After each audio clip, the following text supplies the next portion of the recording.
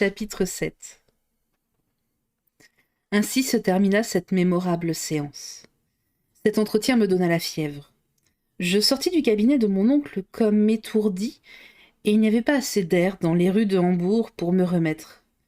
Je gagnai donc les bords de l'Elbe, du côté du bac à vapeur qui met la ville en communication avec le chemin de fer de Hambourg. Étais-je convaincu de ce que je venais d'apprendre? N'avais-je pas subi la domination du professeur Lidenbrock? Devais-je prendre au sérieux sa résolution d'aller au centre du massif terrestre? Venais-je d'entendre les spéculations insensées d'un fou ou les déductions scientifiques d'un grand génie? Et tout cela, où s'arrêtait la vérité et où commençait l'erreur? Je flottais entre 1000 hypothèses contradictoires sans pouvoir m'accrocher à aucune. Cependant, je me rappelais avoir été convaincu, quoique mon enthousiasme commençât à se modérer. Mais j'aurais voulu partir immédiatement et ne pas prendre le temps de la réflexion. Oui, le courage ne m'est pas manqué pour boucler ma valise en ce moment même. Il faut pourtant l'avouer, 1 heure après, cette surexcitation tomba. Mes nerfs se détendirent, et de profonds abîmes de la terre, je remontai à sa surface. « C'est absurde !» m'écriai-je. « Cela n'a pas le sens commun. Ce n'est pas une proposition sérieuse à faire à un garçon sensé. Rien de tout cela n'existe. J'ai mal dormi, et j'ai fait un mauvais rêve. » Cependant, j'avais suivi les bords de l'Elbe et tourné la ville. Après avoir remonté le port, j'étais arrivé à la route d'Altona. Un pressentiment me conduisait, pressentiment justifié, car j'aperçus bientôt ma petite Graüben, qui de son pied leste revenait bravement à Hambourg. « Graüben !» lui criai-je de loin. La jeune fille s'arrêta, un peu troublée, j'imagine, de s'entendre appeler ainsi sur une grande route. En 10 pas, je fus près d'elle. « Axel !» fit-elle surprise. « Ah, tu es venu à ma rencontre! C'est bien cela, monsieur !» Mais en me regardant, Graüben ne put se méprendre à mon air inquiet et bouleversé. « Mais qu'as-tu donc ?» dit-elle en me tendant la main. « Ce que j'ai, Graüben !» m'écriai-je. En 2 secondes et en 3 phrases, ma jolie Virlandaise était au courant de la situation. Pendant quelques instants, elle garda le silence. Son cœur palpitait-il à l'égal du mien? Je l'ignore. Mais sa main ne tremblait pas dans la mienne. Nous fîmes une centaine de pas sans parler. « Axel !» me dit-elle enfin. « Ma chère Graüben, ce sera là un beau voyage. » Je bondis à ces mots. « Oui, Axel, un voyage digne du neveu d'un savant. Il est bien qu'un homme se soit distingué par quelque grande entreprise. » « Quoi, Graüben, tu ne me détournes pas de tenter une pareille expédition ? » ?»« Mais non, mon cher Axel. Et ton oncle et toi, je vous accompagnerai volontiers si une pauvre fille ne devait pas être un embarras pour vous. »« Dis-tu vrai ? » ?»« Je dis vrai. » Ah, femme, jeune fille, cœur féminin, toujours incompréhensible. Quand vous n'êtes pas les plus timides des êtres, vous en êtes les plus braves. La raison n'a que faire auprès de vous. Quoi ? Cet enfant m'encourageait à prendre part à cette expédition. Elle n'eut pas craint de tenter l'aventure. Elle m'y poussait, moi qu'elle aimait cependant. J'étais déconcerté, et pourquoi ne pas le dire, honteux. « Graüben, repris-je, nous verrons si demain tu parleras de cette manière. »« Mais demain, cher Axel, je parlerai comme aujourd'hui. » Graüben et moi, nous tenant par la main, mais gardant un profond silence, nous continuâmes notre chemin. J'étais brisé par les émotions de la journée. Après tout, pensais-je, les calendes de juillet sont encore loin. Et d'ici là, bien des événements se passeront qui guériront mon oncle et sa mania de voyager sous terre. La nuit était venue quand nous arrivâmes à la maison de Koningstrasse. Je m'attendais à trouver la demeure tranquille, Mon oncle couchait, suivant son habitude, et la bonne Marthe donnant à la salle à manger un dernier coup de plumeau du soir. Mais j'avais compté sans l'impatience du professeur. Je le trouvais criant, s'agitant au milieu d'une troupe de porteurs qui déchargeaient certaines marchandises dans l'allée. La vieille servante ne savait où donner de la tête. « Mais viens donc, Axel, hâte-toi donc, malheureux !» s'écria mon oncle, du plus loin qu'il m'aperçut. « Et ta malle qui n'est pas faite, et mes papiers qui ne sont pas en ordre, et mon sac de voyage dont je ne trouve pas la clé. Et mes guêtres qui n'arrivent pas. » Je demeurai stupéfait. La voix me manquait pour parler. C'est à peine si mes lèvres purent articuler ce mot. « Nous partons donc ?» ?»« Mais oui, malheureux garçon, qui va te promener au lieu d'être là ?»« Nous partons ?» répétai-je d'une voix affaiblie. « Oui, après-demain matin, à la première heure. » Je ne pus en entendre davantage, et je m'enfuis dans ma petite chambre.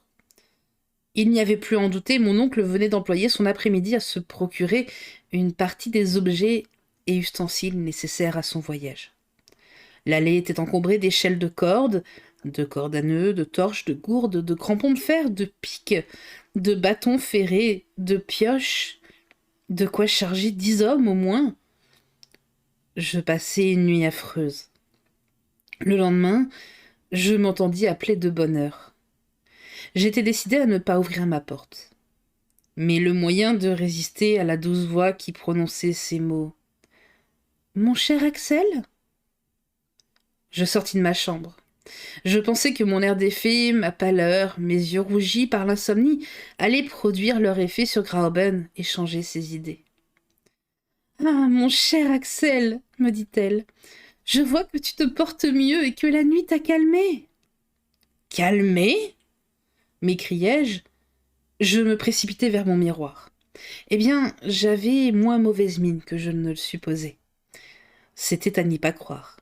« Axel, me dit Graüben, j'ai longtemps causé avec mon tuteur. C'est un hardi savant, un homme de grand courage, et tu te souviendras que son sang coule dans tes veines. Il m'a raconté ses projets, ses espérances, pourquoi et comment il espère atteindre son but. Il y parviendra, je n'en doute pas. Ah, cher Axel, c'est beau de se dévouer ainsi à la science. Quelle gloire attend Monsieur Lidenbrock et rejaillira sur son compagnon.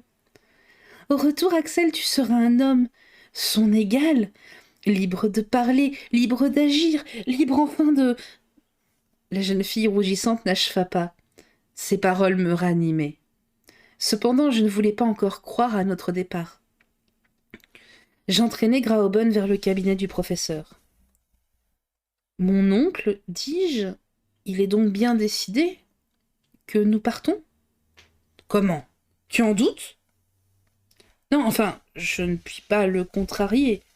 Seulement, je vous demanderai ce qui nous presse. »« Mais le temps qui fuit avec une irréparable vitesse. »« Mais cependant, nous ne sommes qu'au 26 mai, et jusqu'à la fin de juin. Et crois-tu donc, ignorant, qu'on se rende si facilement en Islande ? Si tu ne m'avais pas quitté comme un fou, je t'aurais emmené au bureau office de Copenhague, chez Liffender & Co. Là, tu aurais vu que le Copenhague à Reykjavik, il n'y a qu'un service. Eh bien, si nous attendions au 22 juin, nous arriverions trop tard pour voir l'ombre du Scartaris caresser la crête du Sneffels. Il faut donc gagner Copenhague au plus vite pour y chercher un moyen de transport. Va faire ta malle. » Il n'y avait pas un mot à répondre. Je remontai dans ma chambre. Graüben me suivit. Ce fut elle qui se chargea de mettre en ordre, dans une petite valise, les objets nécessaires à mon voyage. Elle n'était pas plus émue qu'il se fût agi d'une promenade au Lübeck ou à Heligoland. Ses petites mains allaient et venaient sans précipitation. Elle causait avec calme. Elle me donnait les raisons les plus sensées en faveur de notre expédition.